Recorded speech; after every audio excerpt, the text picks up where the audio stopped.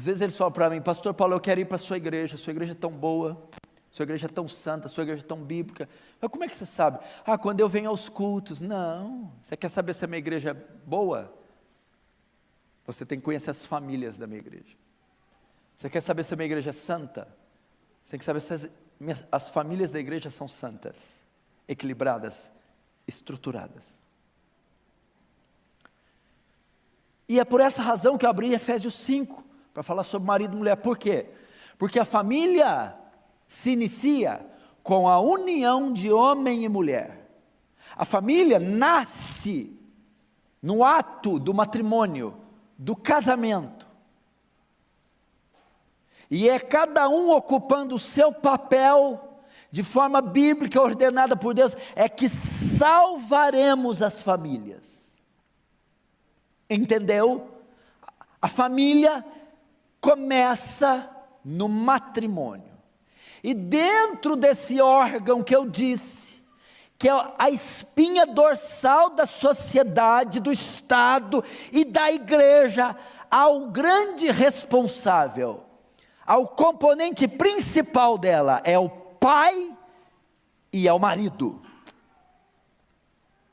Eu estou dando para você a solução dos problemas do Brasil, uma das grandes soluções e saídas para termos uma nação sólida, equilibrada, santa e cristã. O homem. Vou te dar um exemplo, porque que é o principal responsável. Lembra da crise da Síria, da guerra? O que estava acontecendo? Há anos atrás, pelo menos uns 5 anos, estava acontecendo uma invasão de sírios nos países europeus, Alemanha, França, Inglaterra. E nesse meio todo, estava junto com os imigrantes, uma multidão de muçulmanos. Hoje a Europa está sendo toda islamizada. São milhões de muçulmanos e refugiados da Síria na Europa. E estava acontecendo o quê? Uma onda de violência sobre as mulheres. As mulheres europeias estavam sendo estupradas, violentadas, molestadas, roubadas.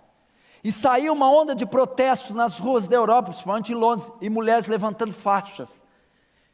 E elas não estavam protestando contra os muçulmanos, contra os sírios.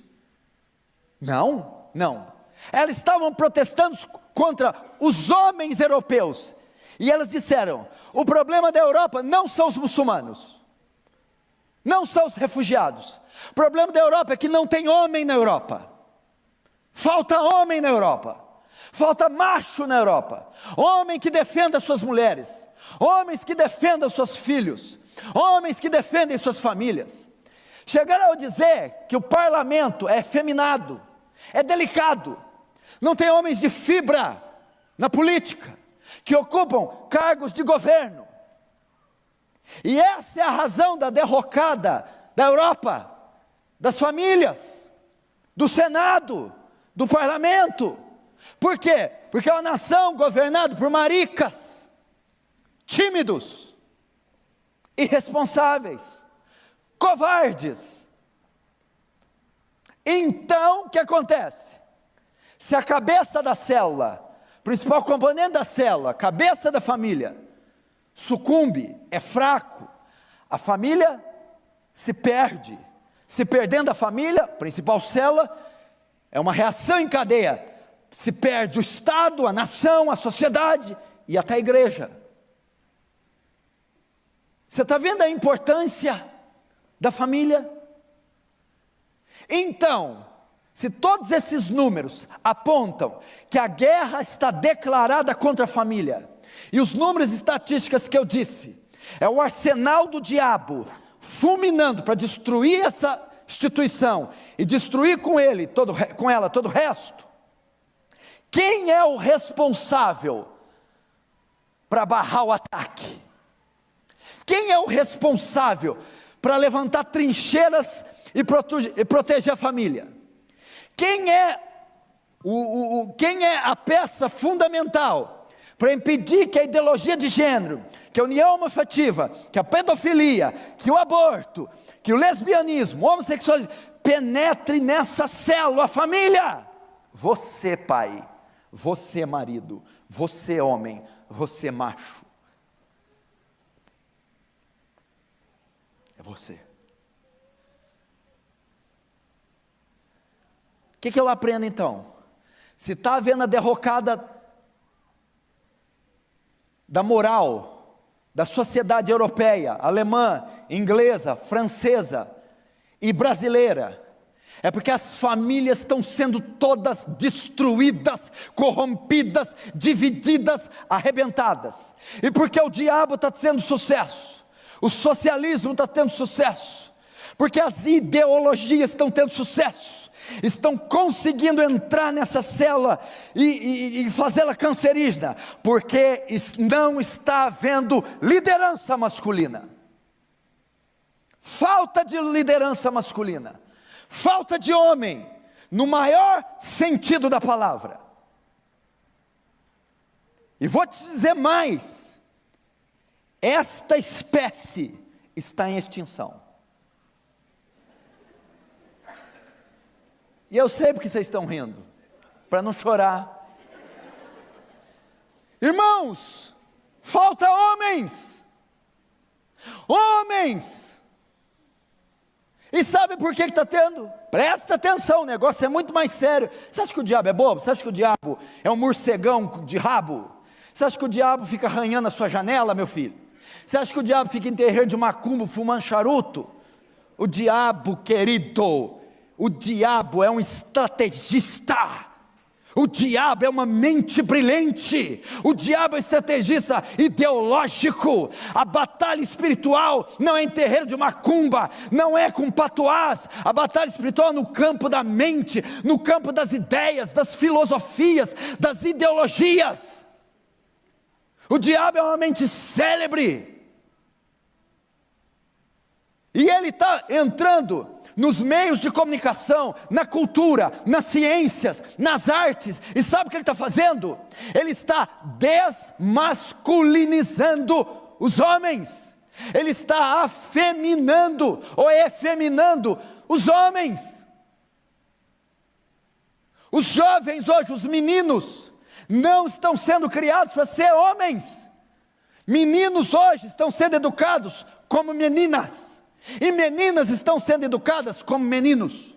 A mulher hoje está sendo preparada para estudar, para ter 3 diplomas, para ser a provedora da casa.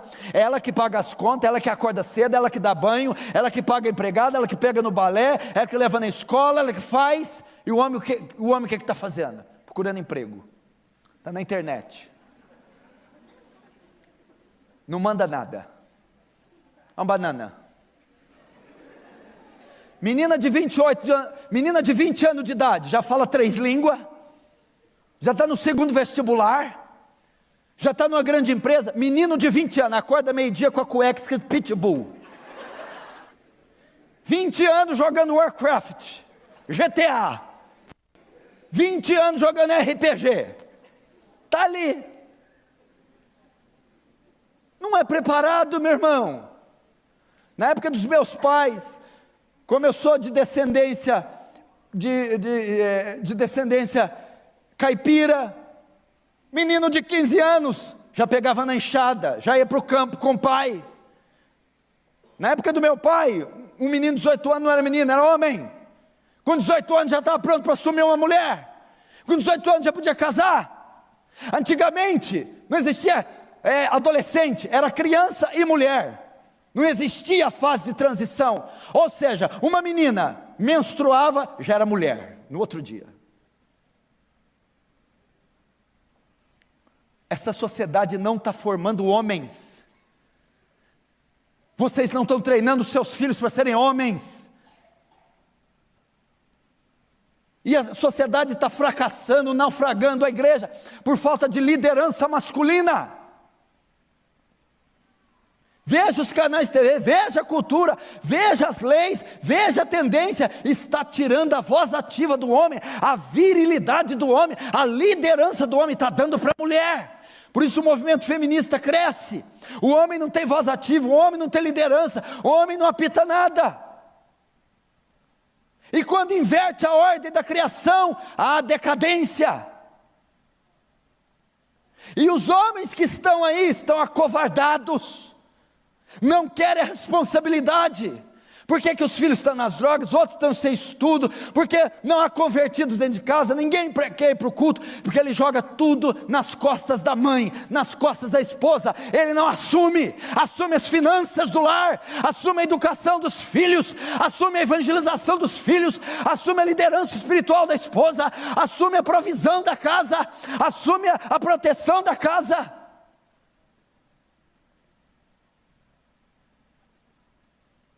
Você quer ver uma coisa, como eu provo isso? Em Gênesis 1, 26. Gênesis 1.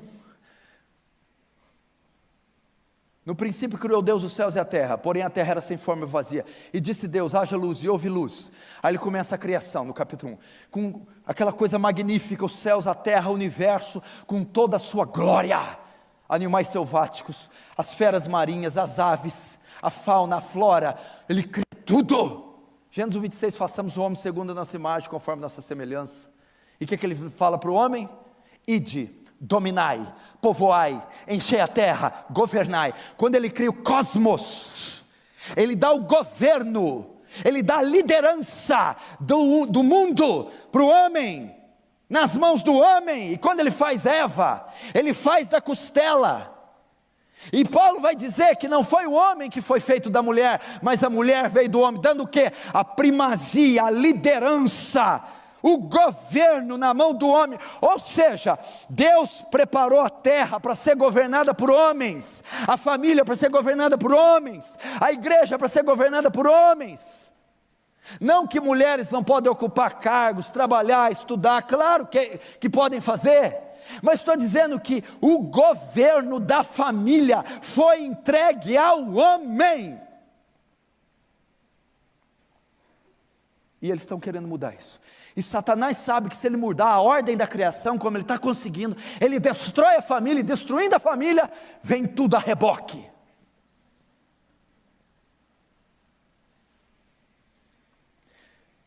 Primeiro eu digo a vocês que já são homens formados, casados, bem decididos, é responsabilidade de vocês o lar de vocês, é responsabilidade de vocês a família, os filhos, a mulher, a parte espiritual, financeira, física, é de vocês.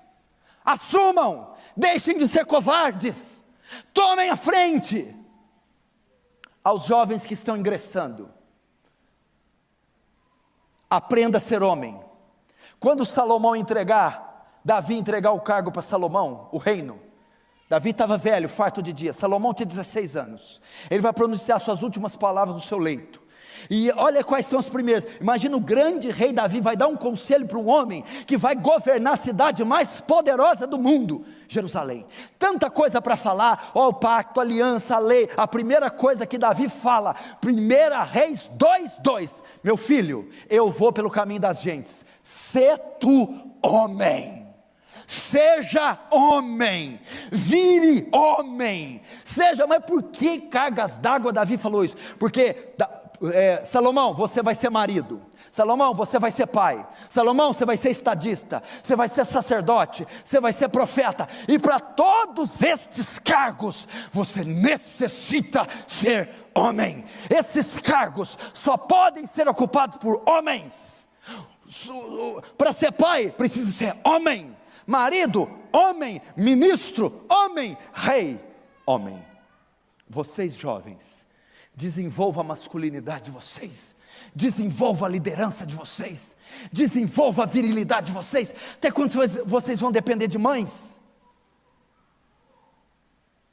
Até quando a mãe de você vai ter que buscar você no seu shopping? No shopping? Vai ter que pagar para você a sua comida e da sua namorada? Desenvolva a liderança. Você quer ver outra coisa? Tudo é assim, né? Esse mundo virou esse bagaço de mundo por quê? Por que o mundo virou esse bagaço? Por causa Gênesis 3, isso, pode falar de novo, com que? Da queda. E a queda, sabe, começou com o que, Arival? Com a célula. Tocaram na célula que compõe a sociedade. Sabe qual é? A família. Lembra de Gênesis 1, Gênesis 2, a criação, o cosmos, coisa linda. Imagina Deus pintando o quadro: céus, estrela, lua, sols, animais selváticos, tudo, verde, fauna, flora, e cria o homem, cria a mulher, coisa linda aquele quadro. No capítulo 3, aparece um personagem, a serpente, e pica Eva, a célula. Onde estava Adão naquela hora? A sociedade virou um caos, o pecado entrou, o mundo virou o que virou. Onde estava Adão? Para impedir a serpente da ideologia de gênero, a serpente do marxismo cultural, a serpente da pedofilia, a serpente do homossexualismo, a serpente do aborto. Onde estava o homem? Está vendo? Lembra de Davi? Talvez tenha Davi. Eu não estou falando que você é um frouxo, eu não estou falando que você é um responsável. Tem uns que são frouxos mesmo, irresponsável mesmo. É o homem da barata, é o do beliscão. Mas tem uns que não são irresponsáveis. Você quer ver um que não era frouxo? Davi não era qualquer um, Davi era o cara.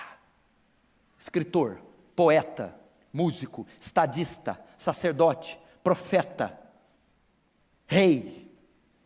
Lembra quando ele estava fugindo de Saul? Ele vai se refugiar em Ziclag, e ele sai para a guerra no seu cavalo branco. Ele tinha tanta medalha que ele andava até curvado. Que homem! Sumiu! Enquanto isso, Amaleque vem e dá com ímpeto no sul de Ziclag. Saqueia a cidade, expolia a cidade, bota fogo em tudo e leva cativo mulheres e filhas. Davi com um monte de medalha e triunfo, olha que ele chega, que é isso? Fumaça e fogo. Toda a família de Davi saqueada, a célula. E Amaleque com ímpeto leva, a Bíblia diz que Davi começa a chorar, e o povo chora e ameaça apedrejá-lo. A mesma coisa eu digo para você. Amaleque está dando com ímpeto sobre os seus filhos. Amaleque está dando com ímpeto sobre a sua mulher. Amaleque está vindo com força para saquear, matar. E onde está você, Davi? Quantas horas gastas de intercessão pelos filhos, pelo jardim do Éden, por Eva, por Caim e Abel? Quantas horas gastas orando por Ziclag, seus filhos, sua esposa? Quanto tempo dispensado para o culto familiar, para o culto doméstico, onde o pai, o sacerdote do lar, abre o texto, lê o texto, explica o texto, aplica o texto, canta louvor, ora, põe a mão na cabeça: eu te abençoo, meu filho, eu te abençoo, minha filha, eu te abençoo, minha esposa. Quanto tempo? Cadê o pai para corrigir a lição de casa? Para ouvir o filho chorar? Para ver o filho jogar futebol? Cadê o pai para vasculhar o CPU e o histórico do celular e ver o que você está consumindo, filho e filha? Cadê o pai para se debruçar na cama e contar uma história bíblica todo dia antes do filho dormir? E debruçar na cabeceira e orar com o filho? Cadê o pai para comparecer na reunião escolar e falar: eu quero saber o que está ensinando para o meu filho, com quem meu filho está andando, o que meu filho faz no recreio? Cadê o pai, cadê o marido para sentar com a mulher e deixar ela desabafar, e cuidar dela, adornar ela, amar ela, porque ela está lá esquecida, só quer ser amada, ouvida, abraçada. Cadê ela? Enquanto Amaleque vem. Como que Amaleque vem, pastor? Vem pela internet, vem pelo WhatsApp, vem pelo celular, vem pelos amigos ímpios, vem pelo professor de esquerda, vem pelo Ricardão, onde ela faz compra. É assim que Amaleque vem. E cadê você? Está entendendo, gente? É uma guerra, gente. É uma guerra. Eu sei que o filho tem responsabilidade, eu sei que a filha tem responsabilidade, eu sei que a mãe tem responsabilidade, eu sei que a esposa tem responsabilidade, mas a fatia maior repousa sobre a cabeça do pai, sobre a cabeça do marido, sobre a cabeça do homem.